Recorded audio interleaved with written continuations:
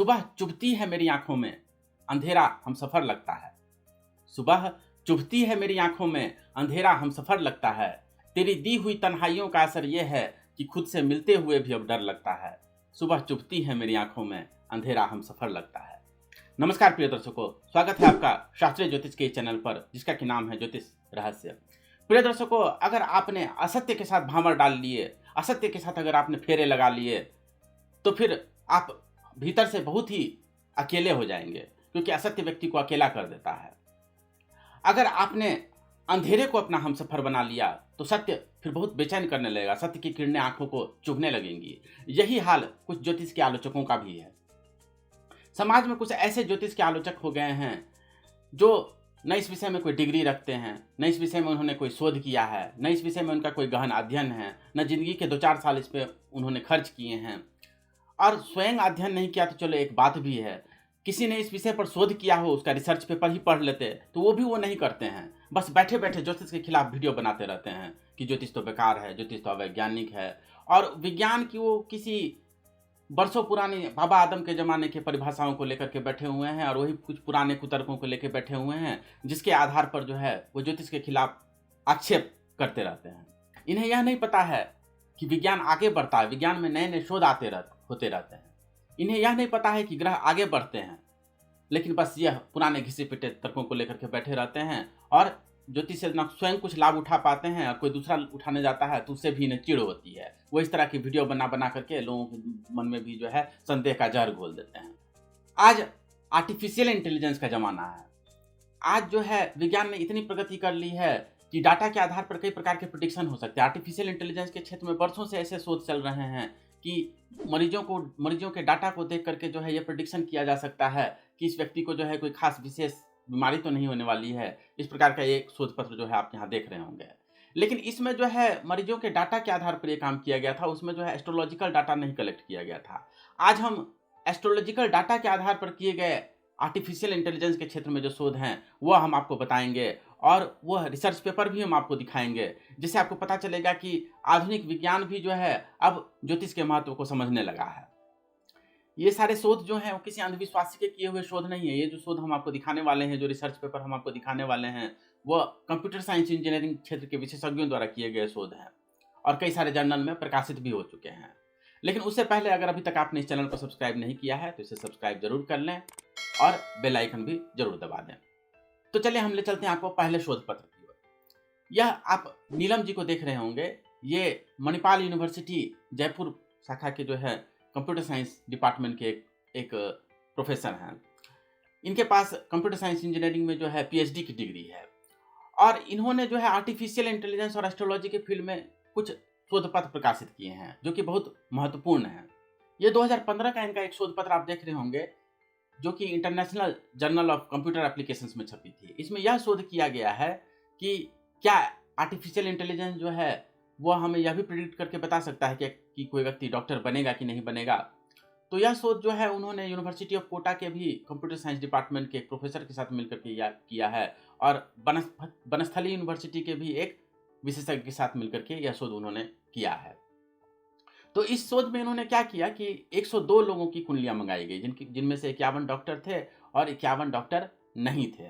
उन सब की कुंडली निकाली गई, और कुंडली में यह देखा गया कि मेष राशि जो है 1 से लेकर 12 तक कौन से भाव में बैठा हुआ है, क्योंकि 12 भाव होते हैं कुंडली में, आप जानते हैं। तो कहीं ना कहीं तो मेष राशि 1 नंबर की राशि तो होगी ही, तो वह नोट कर लिया गया। इसी तरह से वृषभ राशि कहाँ पे कौन से भाव में है, उसको 1 से लेकर 12 तक एक नंबर दे दिया गया। उसी तरह से जो है 12 राशियों के लिए तो इन्होंने डाटा एकत्रित किया ही। 9 जो ग्रह हैं वो किस भाव में बैठे हुए हैं, तो सूर्य पहले भाव में बैठा हुआ है कि दूसरे में कि 12वें में बैठा हुआ है, तो उसको भी जो है 1 से लेकर 12 तक नंबर दे दिया गया। इस तरह से 9 ग्रहों को जो है एक नंबर दे दिया गया कि किस व्यक्ति की कुंडली में ये सारे ग्रह कहाँ बैठे हुए थे। इसके अलावा उसका जेंडर क्या था, और वो जो है डॉक्टर था या नहीं था, ये सारे जो है डाटा जो है एकत्रित कर लिए गए। यानी 12 राशि कौन से भाव में है वो 12 डाटा, इसके अलावा 9 ग्रह जो है किस भाव में है उसके 9 डाटा, यानी 21 डाटा हो गए। 22वां उन्होंने यह कलेक्ट किया कि यह व्यक्ति डॉक्टर है या नहीं है, और 23वां यह कलेक्ट किया कि उसका जो है लिंग क्या है। तो ये 23 डाटा जो है हर व्यक्ति के कॉरेस्पॉन्डिंग, जिन्होंने 102 लोगों की कुंडलियों का जो इन्होंने अध्ययन किया उसके कॉरेस्पॉन्डिंग जो है उन्होंने हर व्यक्ति का जो है डाटा एकत्रित किया। और फिर उसे जो है जो आर्टिफिशियल इंटेलिजेंस के जो कई सारे टूल आते हैं उसमें डाटा को उन्होंने फीड किया। संभवतः उन्होंने वेका टूल का प्रयोग किया। देखिए, आर्टिफिशियल इंटेलिजेंस या मशीन लर्निंग इन सब के जो है एल्गोरिथम्स को जो है आप दो प्रकार से क्लासिफाई कर सकते हैं, या तो सुपरवाइज लर्निंग या तो अनसुपरवाइज लर्निंग। सुपरवाइज लर्निंग ये होता है जिसमें आप मॉडल को ट्रेन करते हैं, उसको जो है इनपुट दे करके उसको सुधार सकते हैं, फीड दे सकते हैं। उदाहरण स्वरूप जैसे कि मान लीजिए आप जो है क्लासिफिकेशन एल्गोरिथम को ले लीजिए, तो आप जो है एल्गोरिथम को बहुत तरह के बिल्लियों की तस्वीर दिखा करके ट्रेन कर सकते हैं कि ये बिल्ली है, ये बिल्ली नहीं है, बिल्ली है, ये बिल्ली नहीं है, इस तरह से ट्रेन कर सकते हैं। तो जब मॉडल को ट्रेन कर दिया, आपके पास पहले से जानकारी है कि ये क्या है, तो उससे आपने उसको सुपरवाइज किया, तो वो जो है मॉडल ट्रेन हो गया। आप उसको कोई एक नई तस्वीर ला करके दिखाएंगे तो भी वो बता देगा, पहचान लेगा कि ये बिल्ली है कि नहीं है। तो क्लासिफिकेशन एल्गोरिथम कई बार जो है सुपरवाइज लर्निंग में आ जाते हैं। तो बहुत तरह के सुपरवाइज लर्निंग होते हैं, जैसे कि नेव बेस होता है या रैंडम फॉरेस्ट क्लासिफायर होता है। इस तरह से बहुत सारे लॉजिस्टिक रिग्रेशन होते हैं, बहुत तरह के जो है क्लासिफायर एल्गोरिथम होते हैं। देखिए, आर्टिफिशियल इंटेलिजेंस के क्षेत्र में हमने जो है केलोग स्कूल ऑफ मैनेजमेंट से शिक्षा प्राप्त किया है, जो कि वर्ल्ड के टॉप 10 यूनिवर्सिटी में जो है मैनेजमेंट आदि के क्षेत्र में जिनका नाम आता है। तो हम इस पर बहुत कुछ आपको बता सकते हैं, लेकिन उतने डीप में अगर हम जाएंगे तो फिर वो विषय आपको नीरस लगने लगेगा, क्योंकि ये कंप्यूटर साइंस का विषय है मुख्यतः करके। खैर, तो इसमें हम ज़्यादा विस्तार से नहीं जाते हैं। उन्होंने ये बहुत सारे एल्गोरिथम लगा करके वो सारे डाटा में फिट करने की कोशिश की, एक मॉडल को फिट करने की कोशिश की, जिससे कि वो जो है प्रिडिक्ट कर सके कि और जो लोगों की कुंडली देख करके वो बता सके कि ये व्यक्ति डॉक्टर बनेगा कि नहीं बनेगा। अच्छा, एक बात सोच लीजिए कि कोई आदमी ना एल्गोरिथम लगाए, ना ज्योतिष शास्त्र का अध्ययन करे, न कुछ भी करे, बैठे बैठे भी वो तुक्का मार सकता है। बिना कुंडली को देखे ही कोई आदमी किसी के बारे में कह सकता है कि ये व्यक्ति डॉक्टर बनेगा या नहीं बनेगा। हाँ या ना बोल देना है, 50% इसकी एक्यूरेसी, मतलब कि प्रोबेबिलिटी तो है ही कि उसकी बात सही हो जाएगी। तो अगर आप कोई भी एल्गोरिथम लगा रहे हैं या ज्योतिष शास्त्र से ही कोई प्रेडिक्शन कर रहे हैं, तो आपको मेक श्योर करना पड़ेगा कि 50% से उसकी ज़्यादा प्रोबेबिलिटी होनी चाहिए, तभी उस बात को मान्यता दी जा सकती है। तो उन्होंने बहुत थोड़े से डाटा पर रिसर्च किया, 100-102 लोगों की कुंडली से बहुत ज़्यादा पता नहीं चलता है, लेकिन चलिए 102 लोगों की कुंडली पर ही उन्होंने जो है शोध किया और पाया कि वो जो एल्गोरिथम उन्होंने जो लगाया, सिंपल लॉजिस्टिक रिग्रेशन जो एल्गोरिथम लगाया, उससे जो है उसकी एक्यूरेसी जो है 54% आई। तो ये काफ़ी मोटिवेटिंग रिजल्ट रहा, जिससे कि सिद्ध होता है कि हाँ, ये ज्योतिषीय डाटा के आधार पर भी जो है आर्टिफिशियल इंटेलिजेंस और ज्योतिष ये मिलकर के जो है किसी व्यक्ति का बहुत अच्छा प्रेडिक्शन कर सकते हैं कि ये व्यक्ति डॉक्टर बनेगा कि नहीं बनेगा। ये मैं नहीं कर रहा हूँ, ये कंप्यूटर साइंस डिपार्टमेंट के जो है जो व्यक्ति हैं, जो प्रोफेसर हैं, वो अपने शोध के आधार पर उन्होंने जर्नल में प्रकाशित किया है। लेकिन ये छद्म बुद्धिजीवी आपको क्या सिखाते रहते हैं कि ज्योतिष तो एक अंधविश्वास है। प्रिय दर्शकों, आजकल के ज़माने में जो सबसे बड़ा अंधविश्वास जो है वो शास्त्र नहीं देते हैं। आजकल के ज़माने में जो सबसे बड़ा अंधविश्वास है वो अंधनकार है। बिना किसी शोध के, बिना किसी डिग्री के, बिना किसी रिसर्च के, जो जिन लोगों ने इस पर रिसर्च किया उनका बिना रिसर्च पेपर पढ़े हुए सीधे हजारों साल से जो चली आ रही प्रथा है उसको अंधनकार कर देना, सीधे गलत कर देना, यह सबसे बड़ा अंधविश्वास है। ये बहुत दुख की बात है कि ये आजकल के जो कुछ स्वघोषित आचार्य हो गए हैं और ये कुछ अन्य यूट्यूबर हो गए हैं जो ज्योतिष क्या कहते हैं अंधविश्वास के खिलाफ वीडियो बनाते रहते हैं, अंधविश्वास पर जो है किताबें लिखते रहते हैं, और इनसे ज़्यादा अंधविश्वास का मारा हुआ आदमी खोजना मुश्किल है दुनिया में। प्रिय दर्शकों, बिना किसी शोध के, बिना किसी अध्ययन के, बिना किसी डिग्री के, बिना किसी रिसर्च के हमारे प्राचीन ज्ञान को अंधविश्वास करके कह के नकार देना एक समझदारी नहीं बल्कि एक बौद्धिक कायरता है, एक बौद्धिक आलस्य है। इन छद्म बुद्धिजीवियों को जो यही काम करते रहते हैं उनके लिए आज की यह वीडियो जो है बहुत ही कष्टप्रद और बहुत ही दुखद होने वाली है, क्योंकि सुबह चुभती है आंखों में मेरे, अंधेरा हम सफर लगता है। ये बढ़ते हुए से फासले, ये रुके रुके से सिलसिले, ये दूर होती मंजिले, ये छूटे हुए से काफिले, क्यों थका थका से ये सारा सफर लगता है। सुबह चुभती है मेरी आंखों में, अंधेरा हम सफर लगता है। अगर आपने भी ये बौद्धिक आलस्य का रास्ता अपना लिया तो ये थका थका सा सारा सफर लगने ही वाला है, क्योंकि ये ज्योतिष शास्त्र जो है एक मेहनत मांगता है, एक अध्ययन मांगता है, एक शोध मांगता है। बिना अध्ययन के इस क्षेत्र में जो है एक जरा सी भी बात आप नहीं समझ पाएंगे। बिना अध्ययन के बस वही जो पुराने घिसे पिटी तर्क जो आप सुनते आ रहे होंगे कि ये जो सूर्य जो है अगर किसी के कुंडली में उच्च का होगा तो ऐसा होगा क्या कि उसको जो है धूप नहीं लगे, और किसी कुंडली में जो है नीचे का है तो उसको जो है धूप लगेगी। ऐसा कहीं होता है क्या? सूर्य का तो सब पे बराबर असर पड़ेगा। ऐसा हो सकता है क्या सूरज की तरफ से जो ग्रेविटेशनल फोर्स आने लग रहा है वो रमेश पर ज्यादा लगे, सुरेश पर कम लगे? और वो ग्रेविटेशन का बकवास अपना पुराना घिसा पीटा सिद्धांत लेके आ जाते हैं कि F = gm1m2/r² है, सब पे तो उतना ही लगेगा फोर्स, सब पे अलग अलग कैसे लग जाएगा। वो उतनी दूर हैं ग्रह उपग्रह, आप साधारण गणित लगा करके भौतिकी के नियमों से गणना नहीं कर सकते हो कि उनका आप पे क्या असर पड़ता होगा? अलग अलग कुंडली से क्या फर्क पड़ता है? फर्क पड़ता है, ये शोध दिखा रहा है कि फर्क पड़ता है। प्रिय दर्शकों, अगर हम किसी चीज का कारण नहीं जानते हैं, इसका ये मतलब नहीं कोई चीज ही गलत है। हमने कई बार आपको कहा है कि आइडियोपैथिक बीमारियां ऐसी होती है जिसका कारण नहीं पता है, इसका ये मतलब नहीं है कि उसको हम बीमारी नहीं कहेंगे।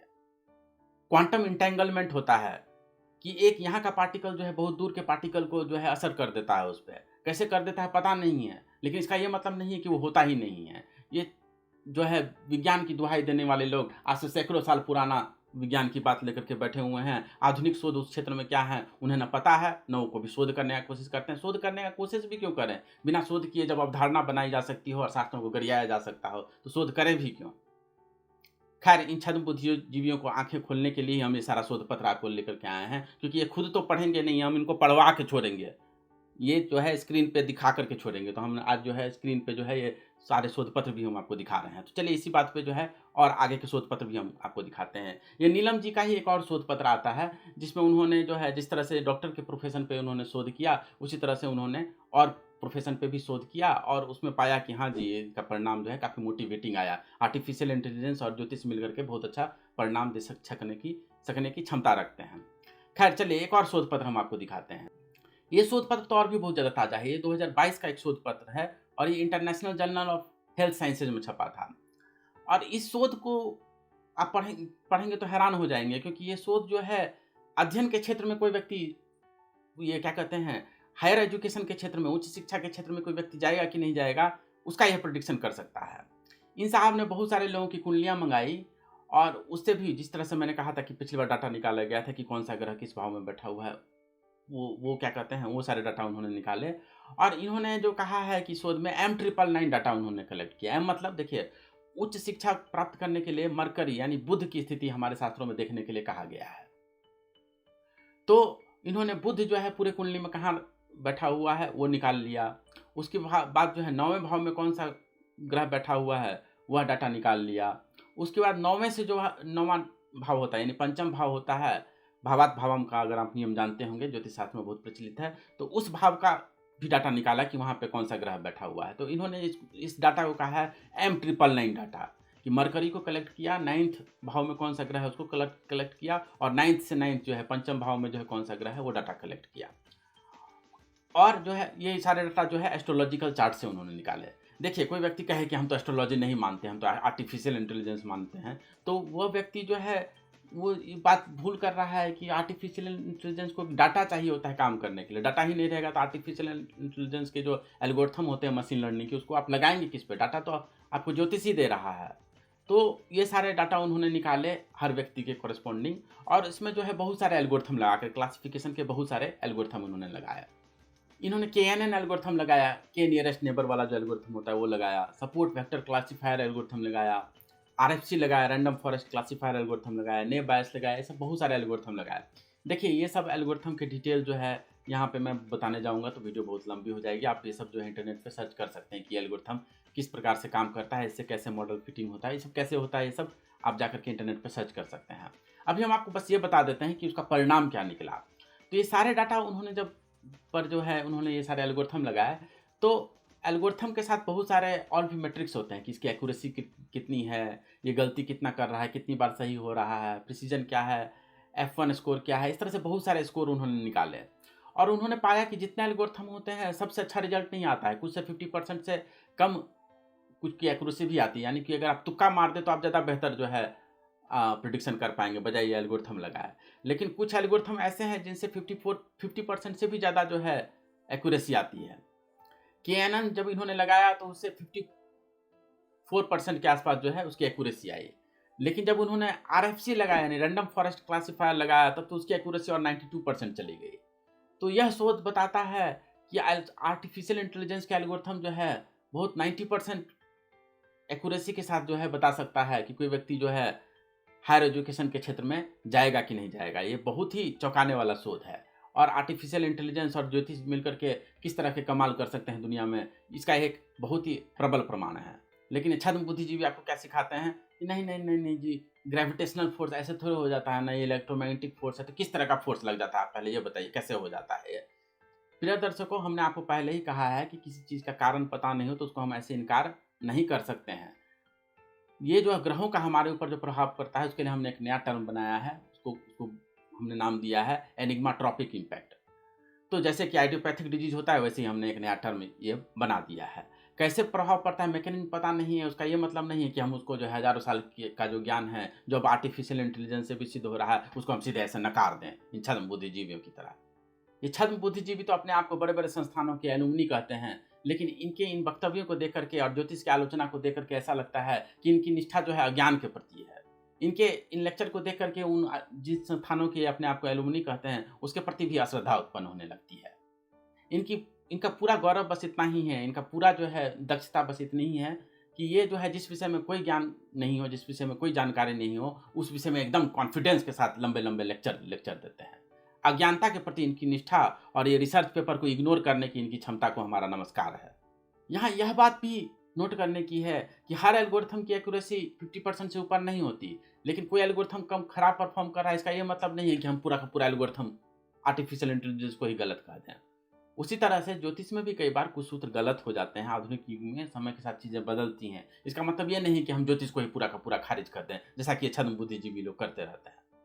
प्रिय दर्शकों, इन शोध पत्रों को देख करके ये ज्योतिष के जो आलोचक हैं उन्हें बहुत पीड़ा हो रही होगी उनकी आंखों में, क्योंकि सुबह चुभती है आंखों में मेरे, अंधेरा हम सफर लगता है।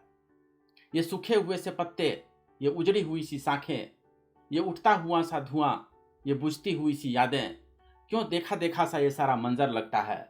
सुबह चुभती है आंखों में मेरे, अंधेरा हम सफर लगता है। तो अंधेरा हम सफर जिसको लगने लगे उसे ये आंखें, उनकी आंखों को जो है सुबह जरूर चुभेंगी।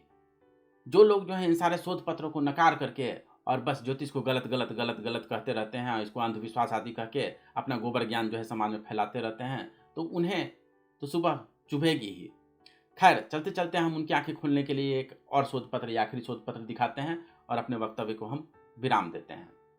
तो ये जो शोध पत्र है ये तो और 2023 का ही शोध पत्र है। ये मैट्स यूनिवर्सिटी रायपुर के जो है विज्ञान क्षेत्र से संबंध रखने वाले 2 व्यक्तियों ने ये शोध किया है। खैर, तो ये शोध पत्र जो है इसमें उन्होंने यह शोध किया है कि क्या आर्टिफिशियल इंटेलिजेंस और ज्योतिष मिल करके जो है कोई व्यक्ति किस प्रोफेशन में जाएगा इसके बारे में बता सकता है क्या। तो इन्होंने जो है बहुत सारे लोगों के करीब 100 लोगों की कुंडलियां मंगाई, जिसमें से 40 जो थे संभवतः प्रोफेसर थे, 30 डॉक्टर थे और 30 जो है बिजनेसमैन थे। और उन सब का भी जो है कुंडली निकाल करके उनके भी जो है बहुत सारे डाटा निकाले गए कि कौन सा ग्रह जो है किस भाव में बैठा हुआ है और भी कुछ डाटा निकाले गए। देखिए, हम लोग ज्योतिष में और भी गहन अध्ययन करते हैं, भावेश कारक बहुत कुछ देखते हैं, डिविजनल चार्ट भी देखते हैं। उन्होंने इतने डीप स्टडी नहीं की, उन्होंने बस कुंडली में से कुछ बेसिक इन्फॉर्मेशन निकाले कि कौन सा ग्रह किधर बैठा हुआ है और कौन सी राशि किधर बैठी हुई है। ये बहुत बेसिक इन्फॉर्मेशन निकाले, क्योंकि ये ज्योतिष के विशेषज्ञ लोग हैं नहीं। पर फिर भी इन्होंने इतने ही डाटा से जो कंक्लूजन निकाला वो भी बहुत ही हैरान कर देने वाला है। उसके बाद उस डाटा पर जो है उन्होंने बहुत सारे एल्गोरिथम लगाए और बहुत सारे क्लासिफिकेशन एल्गोरिथम भी लगाए। इनका ये कहना है कि कोई ज्योतिषी आकर के किसी कुंडली का विश्लेषण करे तो उसमें जो है बहुत ज़्यादा व्यक्ति का बायस मिलने की संभावना होती है। सबके पास उतना ज्ञान नहीं होता और हर व्यक्ति जो है कुंडली का अलग अलग तरीके से जो है विश्लेषण करता है।